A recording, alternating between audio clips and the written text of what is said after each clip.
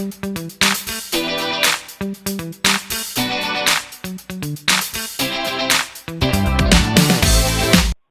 सबको लिखिए लेसन 4 में आपका समतल में गति या द्विविमीय गति, जिसको अंग्रेजी में कहते हैं मोशन इन ए प्लेन और मोशन इन 2 डायमेंशन।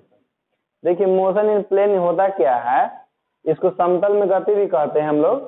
तो द्विविमीय गति क्या होता है कि जब कोई वस्तु समतल में गति करता है, समतल मतलब कि जिसमें एक्स एक्सिस भी हो और वाई एक्सिस भी हो। जैसे किस तरह से, जैसे मान लीजिए ना कि ऐसा हो कोई इस तरह से, इसमें कोई वस्तु इस तरह से गति करे, इसमें देखिए एक अक्ष का भी कुछ ना कुछ हिस्सा है और कुछ ना कुछ वाई का भी है। तो जब कोई वस्तु समतल में गति करता है, यानी कि जिसमें 2 अक्ष हो, एक्स और वाई, तो वस्तु के ऐसे गति को हम लोग द्विविमीय गति कहते हैं या समतल में गति कहते हैं। और समतल में गति का बहुत सारे उदाहरण है, वृत्तीय गति, फिर प्रक्षेप्य गति, तो सब बारी बारी से पढ़ाएंगे। इसमें इस चैप्टर में आपका मेन पढ़ना है प्रोजेक्टाइल मोशन। जो चैप्टर पढ़ा रहे हैं इसमें आपको मेन चैप्टर है प्रोजेक्टाइल मोशन, प्रोजेक्टाइल के बारे में पढ़ना है।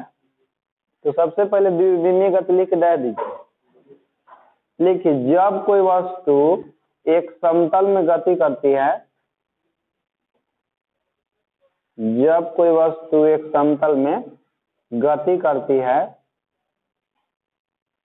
एक समतल में गति करती है, तो वस्तु की गति को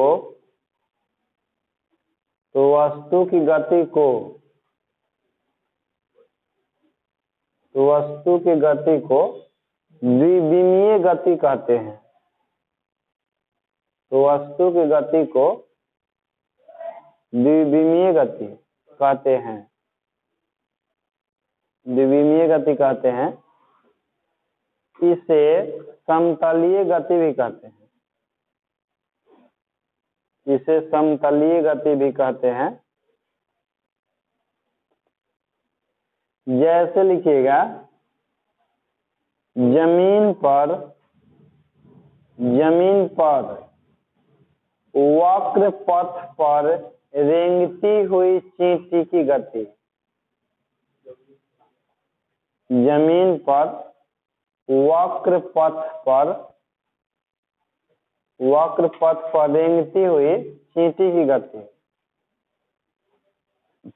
वक्र मतलब कि नहीं, टेढ़ा नहीं होता है। मतलब वक्र का मतलब तो एक दुनिया में जितना भी डायग्राम हो सब वक्र में ही आता है। इसे जैसे सरल रेखा तो वो एक प्रकार का वक्र ही है, लेकिन यहाँ पर वक्र का मतलब जैसे ये समझा जाएगा कि वो कोई उबड़ खाबड़ जगह हो, अपनी तरह से कोई उठा हुआ जगह है ना, तो ओकरा पर कोई चींटी चल रहा है तो इसकी गति को समतल गति कहेंगे। नहीं तो जमीन पर एक सीधी रेखा में केवल चलेगा तो एक रेखीय गति हो जाएगा ना।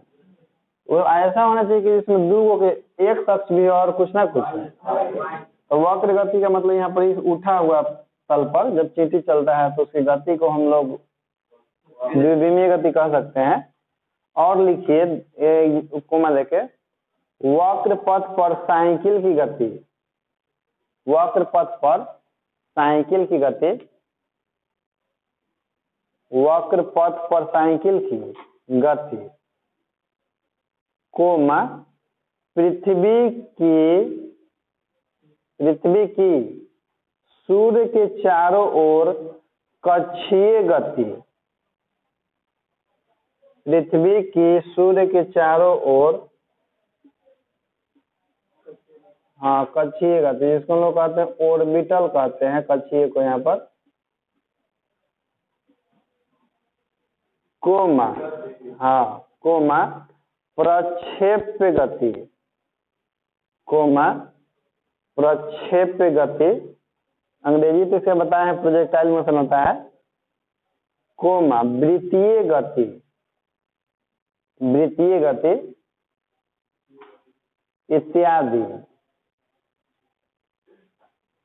इत्यादि। देखिए, जिसमें से जमीन पर चींटी चलता है वक्र पथ पर तो उसकी गति को हम लोग द्विविमीय गति कहते हैं। साइकिल से जब चलता है उबड़ खाबड़ पर, जैसे कि पुल मान लीजिए किस तरह से नहीं रहता कहीं उछल, हम धुलते हैं आगे चलते, तो ये गति भी उसका आएगा इसी में द्विविमीय गति में। आई सब जो है आपका प्रक्षेप गति, तो पूरा चैप्टर में ही हम लोग पढ़ना है प्रक्षेप गति के बारे में। और सर्कुलर गति जो है वृत्तीय मोशन, वृत्तीय गति, इसके बाद एक चैप्टर है तो उसमें हमको पढ़ना डिटेल में। तो सबसे पहले टॉपिक लिखिए आप लोग प्रक्षेप गति, जिसको हम लोग प्रोजेक्टाइल मोशन कहते हैं।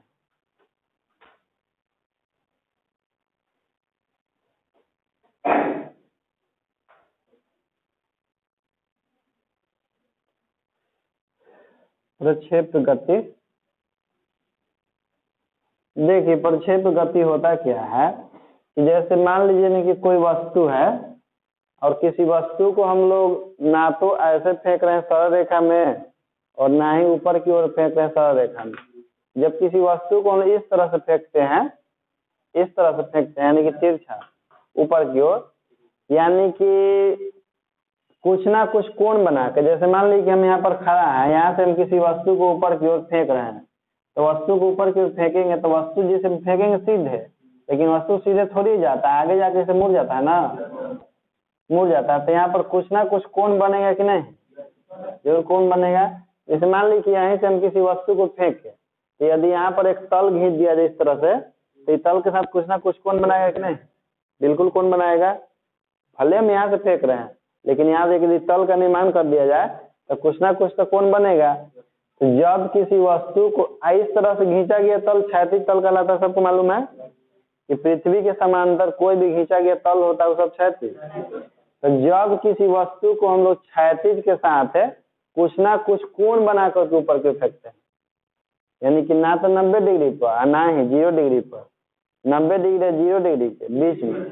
तो जब किसी वस्तु को हम लोग क्षैतिज के साथ है कुछ ना कुछ कोण बना करके फेंकते हैं, तो वस्तु का जो गति होता है उस गति को हम लोग प्रोजेक्टाइल मोशन कहते हैं, यानी कि प्रक्षेप गति कहते हैं।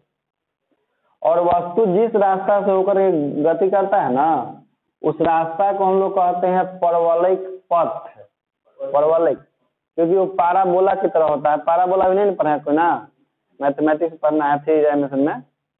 पाराबोलिक पथ इसको बोलते हैं, जिस पाथ का अनुसरण करता है उसको कहते हैं हम लोग पैराबोलिक पथ या प्रक्षेपक का पथ। जिस पथ से होकर के जाता है उसको अंग्रेजी में ट्रैजेक्टरी पाथ भी बोला जाता है।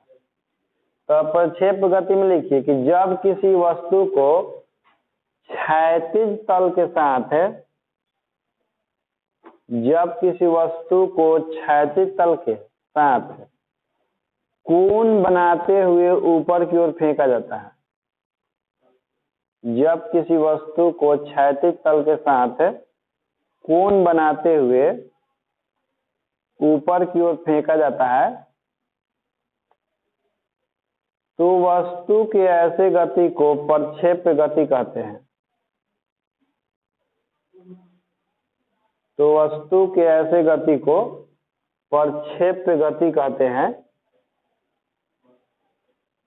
प्रक्षेप गति कहते हैं। तथा वस्तु जिस पथ पर गति करती है, तथा वस्तु जिस पथ पर गति करती है उस पथ को परवलयिक, देखिए बोर्ड पर, परवलयिक पथ, इसके अंग्रेजी होता है पाराबोलिक पाथ, या इसका एक और अंग्रेजी होता है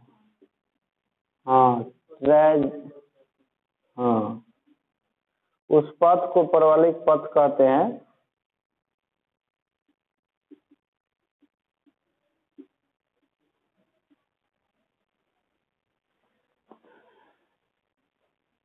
उसका 2 अंग्रेजी होता है, एक तो होता है पैराबोलिक पाथ और एक होता है ट्रैजेक्टरी पाथ। जैसे मान लीजिए कि यहाँ से हम लोग किसी वस्तु को फेंकेंगे, इस तरह से गति कराएंगे, तो ये किसी न किसी रास्ता का अनुसरण करेगा ना, इस तरह से। तो जिस रास्ते से होते हुए जाएगा उसी रास्ता को हम लोग कहते हैं परवलयिक पथ। अभी मत समझिए कि सर रास्ता कितने है, क्योंकि जिस रास्ता से जाएगा वही रास्ता क्या कहलाता है, तो ये ना कि वो आपको पीछे हम रास्ता खोज के चलेंगे कि रास्ता नहीं है, रास्ता के समझे, क्योंकि रास्ता हवा में है ना, मानना पड़ेगा, बिल्कुल सही। अब लिखिए प्रक्षेपक।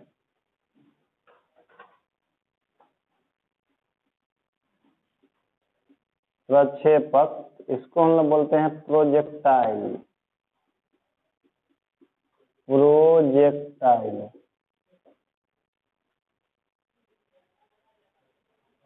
लिखिए, प्रोजेक्टाइल होता क्या है कि जिस वस्तु को हम फेंकते हैं ना, तो उसी वस्तु को प्रोजेक्टाइल कहा जाता है। इसे मान लीजिए कि इसको हम फेंक रहे हैं, तो ये प्रोजेक्टाइल के नाम से जाना जाएगा। इसको फेंकेंगे, इसको प्रोजेक्टाइल कर देंगे। और जहाँ खिसिया के कोई को उठा के फेंक दिए तो वही प्रोजेक्टाइल हो जाएगा।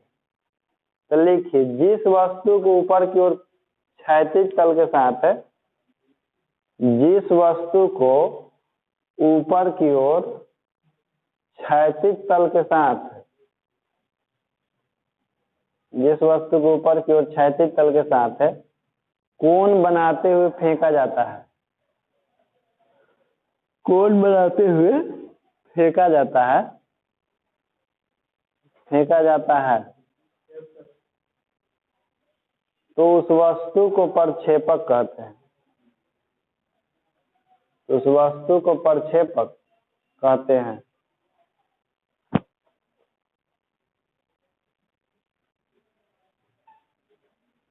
देखिए समझिए, जैसे प्रोजेक्टाइल मोशन होने के लिए क्षैतिज तल के साथ कुछ ना कुछ कोण बनना बहुत जरूरी है। यदि मान लीजिए कि आप फेंक दीजिएगा लंबवत ना, ये प्रोजेक्टाइल मोशन में नहीं आएगा, या इस तरह से फेंक दीजिएगा तो ये प्रोजेक्टाइल मोशन। अब जहाँ से पिस्तौल है क्षैतिज तल, तो इसके साथ कुछ ना कुछ कोण बनना चाहिए। फेंकते हम लोग सीधे, लेकिन जाता है एक्चुअल में से, यहाँ पर कुछ ना कुछ कोण बनता है। तो उस कोण को जनरली हम लोग अल्फा, थीटा, बीटा कुछ भी मान सकते हैं, लेकिन देखिएगा ज्यादातर अल्फा लिखा हुआ रहता है, थीटा भी ले सकते हैं, कोई दिक्कत नहीं है। तो जिस वस्तु को कोण बनाते हुए फेंकते हैं, वो वस्तु आपका कहलाता है प्रक्षेपक, और जिस पथ का अनुसरण करता है वो पथ कहलाता है परवलयिक पथ या ट्रेजेक्टरी पाथ।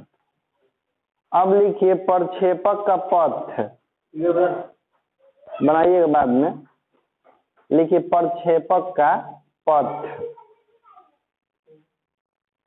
प्रक्षेपक का पथ है, उसका अंग्रेजी लिखिएगा प्रोजेक्टाइल पाथ है।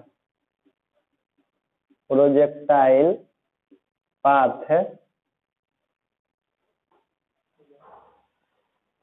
लिखिए, जिस पथ पर प्रक्षेपक गति करता है, जिस पथ पर प्रक्षेपक गति करता है, गति करता है, उस पथ को प्रक्षेपक का पथ कहते हैं।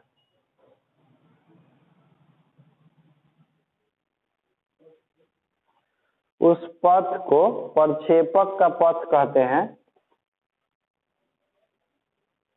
प्रक्षेपक का पथ कहते हैं। लिखिए इसके बाद पैराग्राफ चेंज करके प्रक्षेप गति के कुछ उदाहरण, प्रक्षेप गति के कुछ उदाहरण।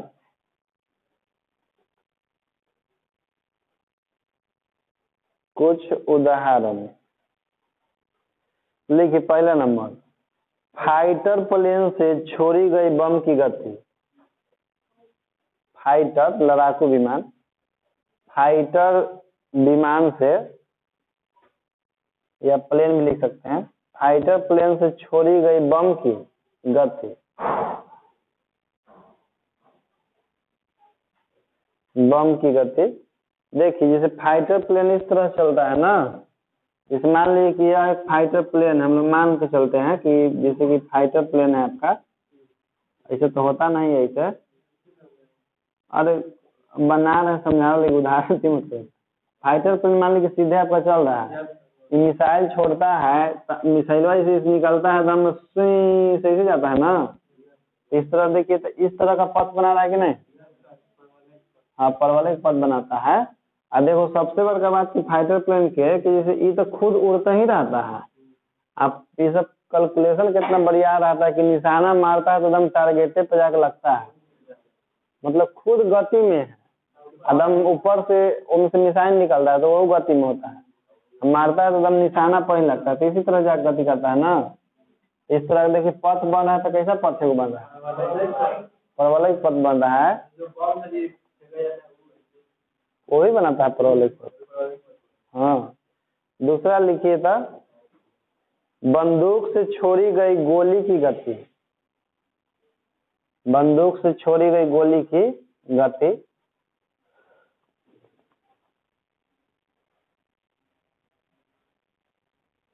छोड़ी गई गोली गति, यानी कि इस सिचुएशन में नहीं, 90 डिग्री वाला पर नहीं, यानी कि ऐसे जो हम मारते हैं निशान लगा के ना, तो वो वाला में, क्योंकि यहाँ पर कोई ना कोई तल बन जाएगा, यहाँ से बंदूक छोड़ा तो कुछ ना कुछ एंगल बन रहा है कि नहीं, तो उस सिचुएशन में उसकी गति को हम लोग प्रोजेक्टाइल मोशन, ऐसे भी हम लोग गोली मारते हैं या ढेला चलाते हैं तो ऐसे जाके ढेला ऐसे मुड़ जाता है, ऐसे थोड़ी है कि ऐसे गया और रुक के ऐसे गिरता है, ऐसे होकर गिरता है, परवलयिक पथ बना कर।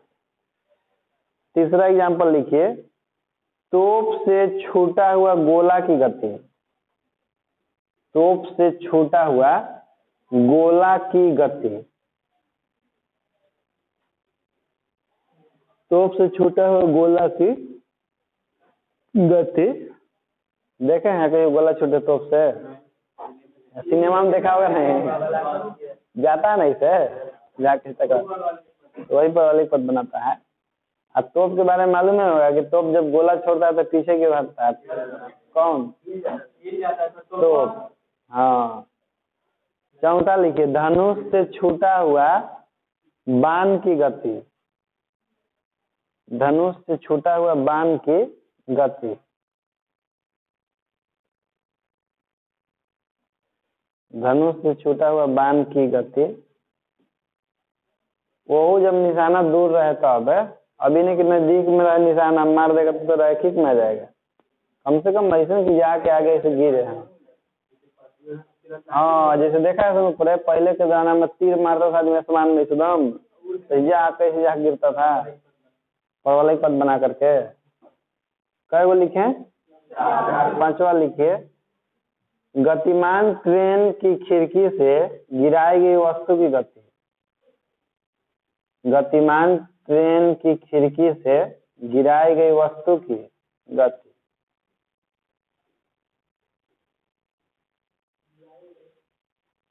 गतिमान ट्रेन की खिड़की से गिराई गई वस्तु की गति, गति, ठीक ना।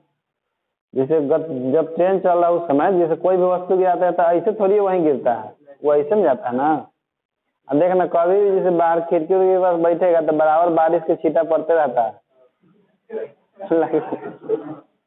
हाँ, कुछ कुछ छींटा पानी के बूंद पड़ते रहता है, खिड़की के पास बैठे होता है, चाहे गेट पर बैठे होता है, कि कौन कहने से कब फूकेगा कोई ठीक नहीं। अब पड़ता है तो लगता है कि बारिश की बूंद पड़ा चाहता है। छठा नंबर लिखा था, छत पर खड़े होकर क्षैतिज दिशा में फेंकी गई गेंद की गति, छत पर खड़े होकर क्षैतिज दिशा में फेंकी गई गेंद की गति, क्षैतिज दिशा में फेंकी गई गेंद की गति,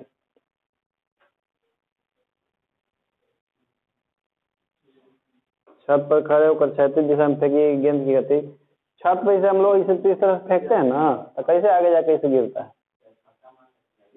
हाँ, ठीक सर। चलिए अब लिखिए, जैसे देखिए जिस पथ पर होकर चलता है ना उस पथ को कौन सी कहा था, परवलयिक पथ ना, या प्रक्षेपक का पथ जिसको कहते हैं। तो इसका समीकरण होता है, क्योंकि इसे पाराबोला की तरह दिखाई देता है, पाराबोला का एक इक्वेशन होता है। तो जिस पथ से होकर गति करता है तो उस पथ का हम लोग समीकरण ज्ञात करना है कि इस पथ का समीकरण, क्योंकि दुनिया में जैसे देखिए पथ जो है ना ये भी एक प्रकार का वक्र है। जैसे वक्र मतलब ये मत समझिए कि टेढ़ा मेढ़ा, वक्र का मतलब होता है कि दुनिया में जितना भी डायग्राम है ना सब वक्र है, यहाँ तक लेकिन सरल रेखा है वो भी एक वक्र है। तो अलग अलग डिजाइन के वक्र का अलग अलग नाम रख दिया गया। जैसे जो 3 गो भुजा से तो त्रिभुज नाम रख दिया, 4 गो से देख करके।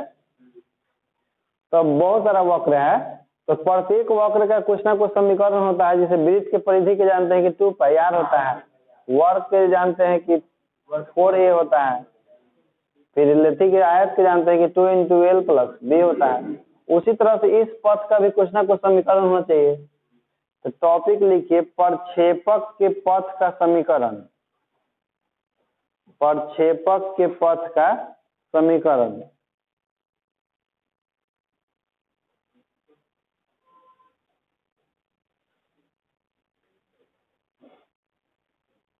चलिए देखिए, प्रक्षेपक के पथ का समीकरण के अंग्रेजी लिख लीजिएगा, इक्वेशन ऑफ ट्रैजेक्टरी पाथ है।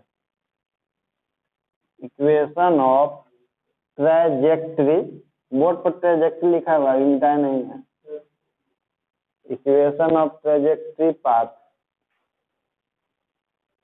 चलिए बताइए कि जब कोई वेक्टर एक्स एक्सिस के साथ थीटा कोण बनाता है तो उसका जो एक्स कंपोनेंट जो होता है उसके साथ कोस थीटा होता है कि साइन थीटा होता है, और दूसरा का तरफ। तो हम लोग किसी भी वस्तु को यहाँ फेंकते हैं प्रोजेक्टाइल मोशन में, तो उसको क्षैतिज के साथ कोण बनाते हुए फेंकते हैं कि ऊर्ध्वाधर के साथ? क्षैतिज के साथ। इसका मतलब है कि एक्स अक्ष की तरफ होगा वो करेगा कंपोनेंट कोस थीटा, और वाई अक्ष की तरफ होगा साइन थीटा। तो चलिए डायग्राम बनाते हैं। मान लेते हैं कोई वस्तु है जिसको हम यहाँ से इसे फेंके हैं सीधे, लेकिन सीधे तो जाता नहीं है, ये तो मुड़ के जाता है इसे। अब जहाँ से फेंके हैं वही से नहीं मुड़ जाता है, थोड़ा सा दूर जाके मुड़ता है ना। तो फेंके हैं यू एक्स से, लेकिन जाएगा सीधे नहीं, इसे मुड़ेगा इस तरह से। तो यहाँ पर मान लेते हैं कि कौन बना रहा है आपका थीटा, अल्फा मान लेते हैं। और किस वेग से फेंके हैं? यू वेग से फेंके। तो यहाँ आगे गिरेगा भी, क्योंकि गिरना तो तय है आगे चल के, गुरुत्वाकर्षण कारण। चलिए इसका नाम दे देते हैं कुछ ना कुछ, एन, यहाँ पर ही ओ। अब देखिए यू वेग से फेंके हैं, यू जो है वेग है, आवेग सदिश राशि है कि अदिश राशि है? और जब भी कोई सदिश एंगल बनाता है तो हमेशा दो कंपोनेंट में डिवाइड होता है, एक कोस में और एक, जिसका ए कंपोनेंट होगा यू कोस अल्फा और दूसरा का होगा तो कोस अल्फा इस पर होगा कि इस पर होगा? इस पर होगा। तो इस पर आपका होगा यू कोस अल्फा, ई वाला पर यू साइन अल्फा, ऊर्ध्वाधर यू साइन अल्फा, अच्छा है। लेकिन यदि हाई वाला एंगल बनता नहीं है ना, इनमें कोस अल्फा होता है इधर। हाँ, सब निकाल के वो दिखाए भी। देखिए जब वस्तु की ओर फेंकते हैं ना ऊपर की ओर, तो इसे वो जाता तो नहीं है, लेकिन ऐसे जैसे जाता भी है तो अधिकतम ऊंचाई तक ले जाता है, फिर उसके बाद वहां से गिरना। तो मान लेते हैं कि इसका अधिकतम ऊंचाई वाला जो बिंदु है ना, तो इसको मान लेते हैं कि ये सबसे का अधिकतम ऊंचाई वाला बिंदु है, और इसके बाद यहाँ से गिरना शुरू कर देता है। ठीक, तो चलिए इस पॉइंट का यदि हम कुछ निर्देशांक मान लें कि पॉइंट पी है, तो पॉइंट पी का निर्देशांक कितना होगा? नहीं मालूम है? एक्स वाई होगा। बहुत आसान है, क्योंकि 2 डायमेंशन में कोई पॉइंट लेते हैं तो उसका निर्देशांक एक्स होगा और एक वाई होगा। अब नोट कर सकते हैं आप इस डायग्राम को।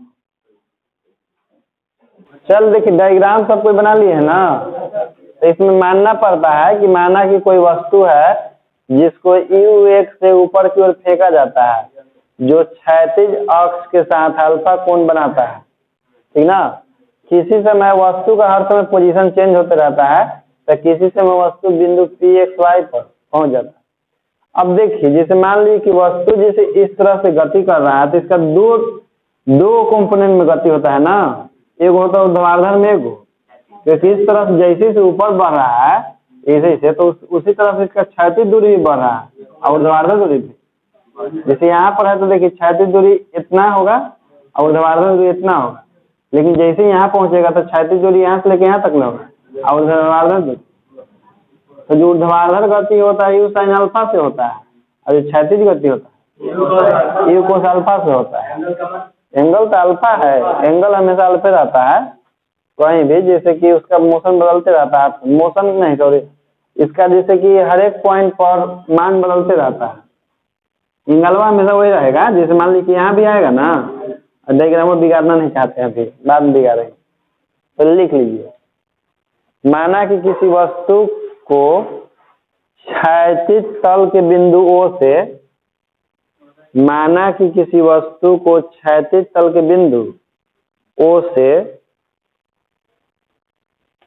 अल्फा कोण पर u वेग से,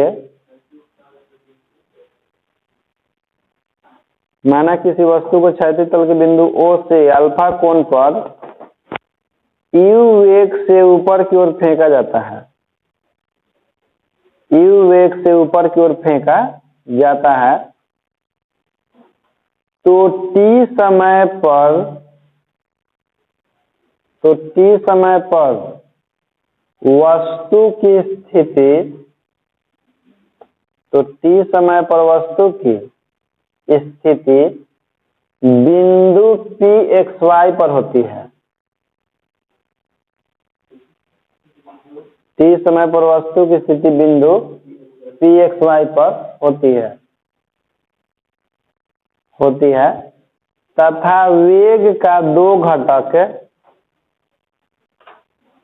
तथा वेग u का दो घटक, तथा वेग u का दो घटक u sin अल्फा एवं u cos अल्फा है, u sin अल्फा एवं u cos अल्फा है जो क्रमशः y एवं x अक्षों पर है, जो क्रमशः y एवं x अक्षों पर है। ठीक, मान लीजिए कोई वस्तु है जिसको u वेग से बिंदु O से फेंका गया अल्फा कोण बनाते हुए, t समय के बाद वस्तु कहाँ पहुंच जाता है, बिंदु P पर। तो देखिए बिंदु P पर पहुंचा है ना, तो दो को दूरी तय किया है, एक तो क्षैतिज दूरी तय किया है x और द्वारा दूरी तय किया है। अब बिंदु P पर पहुंचने में उसको कितना समय लगा, t समय लगा है। तो हम लोग जानते हैं दूरी बराबर फॉर्मूला क्या होता है, चाल गुना समय। तो एक क्षैतिज दिशा में चाल है u cos अल्फा, और समयवा कितना लगा t। अब दूरिया कितना तय किया है, x बराबर होगा u cos alpha into t, और ऊर्ध्वाधर दूरी कितना होगा, y होगा। हाँ, तो चलिए इसके बाद लिखिए एक लाइन छोड़कर, इसलिए t समय में वस्तु द्वारा क्षैतिज दिशा में तय की गई दूरी, इसलिए t समय में वस्तु द्वारा क्षैतिज दिशा में तय की गई दूरी, वस्तु द्वारा क्षैतिज दिशा में तय की गई दूरी बराबर चाल गुना समय। तो दूरी तो आपका है x, कितना चाल से क्षैतिज दिशा में चल रहा है, u cos अल्फा से, और समय कितना लगा रहा है t। तो x बराबर हो जाएगा आपका t into u cos alpha. इसको हम मान लेते हैं इक्वेशन 1। ठीक,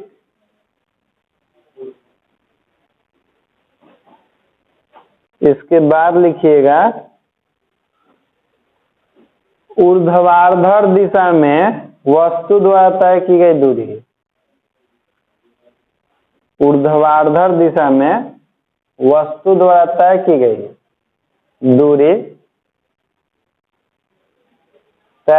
दूरी, देखिए वह ऊर्ध्वाधर दिशा में वस्तु द्वारा तय की गई दूरी बिंदु P तक लेकर कौन है, y ना।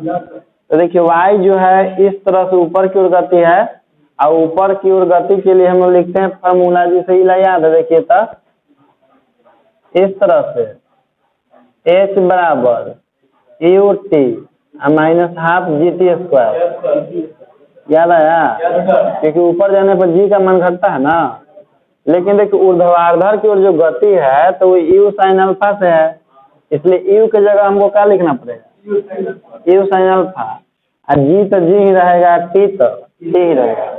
तो ऊर्ध्वाधर दिशा में तय की गई दूरी y बराबर लिखिएगा, y बराबर यू हम लोग नहीं लिख सकते हैं क्योंकि ऊर्ध्वाधर गति जो है यू साइन अल्फा से है, इसलिए क्या लिखना पड़ेगा, यू साइन अल्फा, यू के जगह पर, ठीक ना, I into T minus half G T square, नहीं जी। चलिए तो इसको मान लेते हैं हम लोग इक्वेशन, ठीक है। अब चलेंगे इसके बाद समीकरण 1 से, समीकरण 1 से, समीकरण 1 देखिए ऊपर है ना, x बराबर 3 क्यू कोस अल्फा, इसे t के मान निकालेंगे तो कितना होगा, t के मान निकालेंगे तो x by you cos alpha हो जाएगा, ई भागा में आ जाएगा, यही t के मान ओकरा हम रख देंगे समीकरण 2 में। आप लोग नोट करके चल सकते हैं, कोई दिक्कत नहीं है।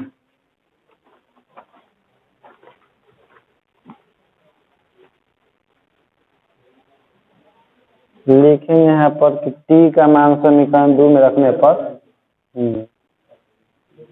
t का मान समीकरण 2 में रखने पर, देखिए वाला समीकरण 2 तो यही हम लोग के y बराबर you sine alpha into T minus 1/2 ji T square. तो हम लोग क्या करेंगे कि इसमें यू साइन अल्फा और टी के मान कितना है बालक, x/u कोस अल्फा है ना, तो रख देंगे इसके जगह पर x में यू कोस अल्फा माइनस 1/2, जी को कुछ नहीं करेंगे लेकिन टी की जगह पर रखेंगे इसका मान x बाई का होल स्क्वायर। तो y बराबर, देखिए यू से यू कैंसिल हो जाएगा, x को आगे लिख देते हैं गुना में, तो यहाँ पर बचेगा साइन अल्फा बटा में, इसका मान तो आप लोग जानते ही हैं, sine alpha by cos alpha का मान ई हो जाएगा आपका एक्स स्क्वायर बटा में you square cos square alpha. तो y बराबर हो जाएगा x tan अल्फा माइनस 1/2 जी एक्स स्क्वायर बटा में you square cos square alpha. यही हो गया आपका ट्रेजेक्ट्री पाथ का समीकरण, यानी कि परवलय के पाथ का समीकरण। लिख लेंगे लास्ट में कि यही प्रक्षेपक के पथ का समीकरण है, परिक्षेपक के पथ का समीकरण। निकालना बहुत आसान होता है, एक बार क्षैतिज दिशा में दूरी निकाल लेते हैं, एक बार ऊर्ध्वाधर दिशा में दूरी निकाल लेते हैं, और समीकरण 2 में t का मान रख देते हैं तो अपने आप आ जाता है। नोट कर लीजिए। चलिए इसके बाद सबको लिखिएगा, लिखिए चूंकि प्रक्षेपक का पथ परवलयकार होता है, चूंकि प्रक्षेपक का पथ परवलयकार होता है, परवलयकार होता है जिसमें a बराबर tan अल्फा, जिसमें a छोटा लिखिएगा, a बराबर tan अल्फा तथा b बराबर g बटा, हाँ छोटा भी लिखिएगा, b बराबर g बटा 2 you square cos square alpha, b बराबर g बटा 2 you square cos square alpha. लिख लिए?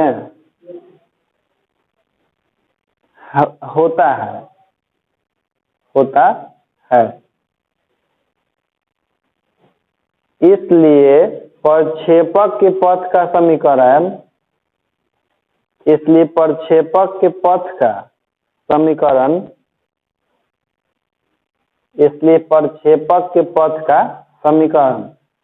परवलय के समीकरण के जैसा होगा। इसलिए प्रक्षेपक के पथ का समीकरण परवलय के समीकरण के जैसा होगा। परवलय के समीकरण के जैसा होगा। देखिए समझिए, जो समीकरण लोग क्या है ना, उसमें tan अल्फा की जगह a पुट करना है, आई जी एक्स स्क्वायर बटा इतना की जगह पर, सॉरी जी बटा में 2u स्क्वायर यानी कि एक्स स्क्वायर को छोड़ करके इसे पुट कीजिएगा ना, तो देखिए एक्स को तो छोड़ ही देना है और tan अल्फा की जगह क्या रखना है, तो हो जाएगा हाँ एक्स इंटू ए माइनस 2u स्क्वायर इतना की जगह पर रखना है हमको क्या, बी ना, तो बी इंटू, अभी कोई परवलय के समीकरण नहीं पढ़े ना, जब पढ़िएगा देखिएगा परिवलय का समीकरण कुछ इसी तरह का होता है, y बराबर एक्स ए माइनस बी एक्स स्क्वायर, आगे मिलेगा 3 डायमेंशन में, नोट कर लीजिए इसको।